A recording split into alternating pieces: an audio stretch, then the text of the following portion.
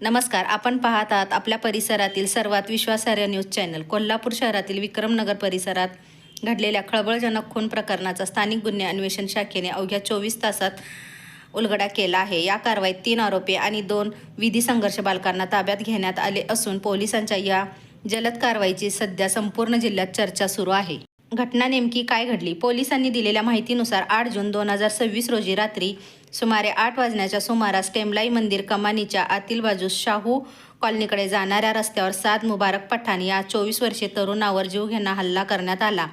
हल्लेखोरांनी धारदार शस्त्राने साद पठाण याच्या डोक्यावर, पाठीवर, बरगडीवर आणि हातावर सपासप वार केले. या हल्ल्यात ते जखमी झाले होते.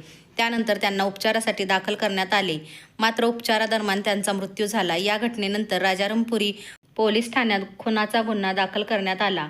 पोलिसांची तात्काळ हालचाल. घटनेचे गांभीर्य लक्षात घेऊन कोल्हापूरचे पोलीस अधीक्षक निलोत्पल यांनी स्थानिक गुन्हे अन्वेषण शाखेला तातडीने आरोपींना अटक करण्याच्या सूचना दिल्या.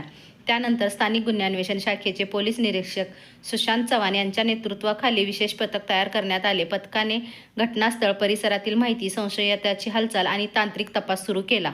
गोपनीय माहितीने दिला मोठा धागा. तपास सुरू असतानाच पोलिसांना गोपनीय बातमीदारांमार्फत महत्त्वाची माहिती मिळाली. खून करून फरार झालेले संशयित कंदलगाव पाचगाव रोड परिसरात येणार असल्याची खबर मिळाली.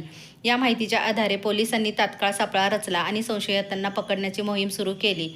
पोलिसांनी कारवाई करत आदित्य ओहोळ, विशाल सूर्यवंशी आणि आयुष माने या 3 आरोपींना ताब्यात घेतले आहे.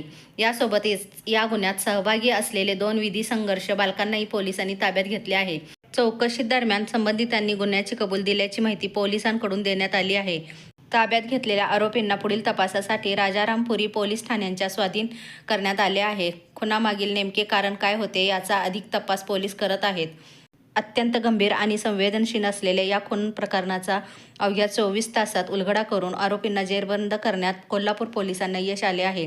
पोलिसांच्या या तत्पर कारवाईचे सर्व स्तरातून कौतुक होत आहे. अशाच महत्त्वाच्या आणि ताज्या बातम्यांसाठी आमच्या चॅनलला सबस्क्राईब करा, व्हिडिओला लाईक करा आणि शेअर करायला विसरू नका. धन्यवाद.